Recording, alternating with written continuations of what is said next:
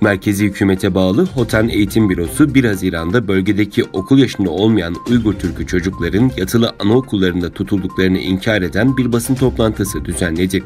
Çin devlet medyası Global Times'e göre Hotan Şehir Eğitim Bürosu yetkilisi anne babaları toplama kamplarında veya zorla çalıştırılmaya alınan öksüz Uygur Türk'ü çocukların bu tür yurtlarda tutulduğuna dair haberleri saçma ve tamamen asılsız olarak nitelendirdi.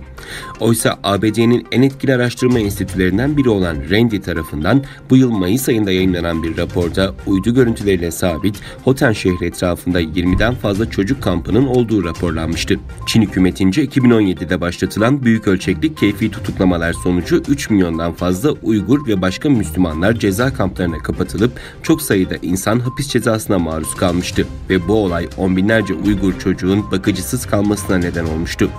Bilgilere göre Çin hükümeti 2017'de başlayıp Doğu Türkistan'da 4387 yerde anaokulu açtı ve bu kapsamda 662.900 anaokul yaşındaki çocuğu yatılı olarak okula aldığı tahmin ediliyor.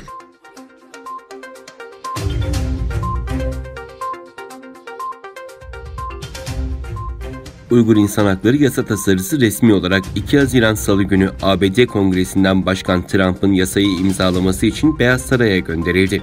Temsilciler Meclisi Başkanı bir törende tasarının Çin hükümetine ABD'nin insan hakları ihlallerinden çok haberdar olduğu için açık bir mesaj gönderdiğini söyledi. Ayrıca ABD'nin Çin'deki insan hakları sorunlarına dikkat ettiğini ve insan hakları kurbanlarının yalnız olmadığını iletti. Pelosi ayrıca bu haftanın Tiananmen Meydanı olayının 31. yıl dönümünü anacaklarını ve bu tasarıyı imza için devlet başkanına göndermenin çok önemli olduğunu söyledi. Senato Uygur İnsan Hakları Politikası Yasasını 14 Mayıs'ta oy birliğiyle kabul etti. Temsilciler Meclisi tasarı 27 Mayıs'ta ezici bir oyla kabul etti.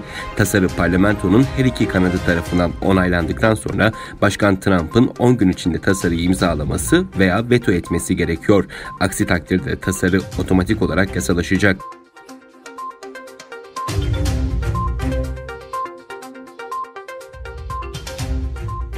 İngiltere Başbakanı Boris Johnson, Pekin'in Hong Kong'ta ulusal güvenlik yasasını uygulamakta kararlı olması halinde milyonlarca Hong Kongluya İngiltere pasaportu ve vatandaşlığı verebileceklerini duyurdu. Boris Johnson, The Times gazetesinde kaleme aldığı makalede Hong Kong'taki birçok kişi Çin'in daha önce sürdürmeyi taahhüt ettiği yaşam tarzlarını tehdit ettiğini düşünüyor.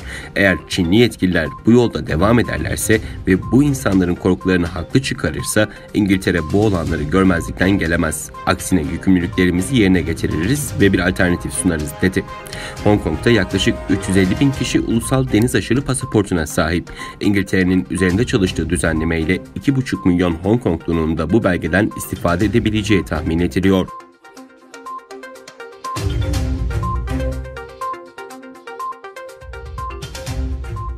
ABD Ulaştırma Bakanlığı, Çin havayolu şirketlerinin tarifeli ABD uçuşlarının askıya alınacağını bildirdi.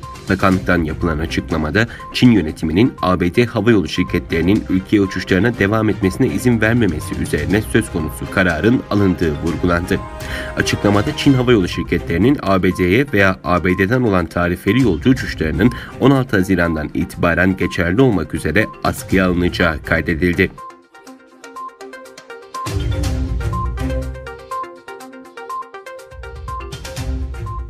ABD'de savcılık 25 Mayıs tarihinde diziyle George Floyd'un boynuna bastırarak ölümüne neden olan polis memuruna yönelik cinayet suçlamasını ağırlaştırdı. Minnesota senatörü başsavcının polis memurunu 2. dereceden cinayetle suçladığını söyledi.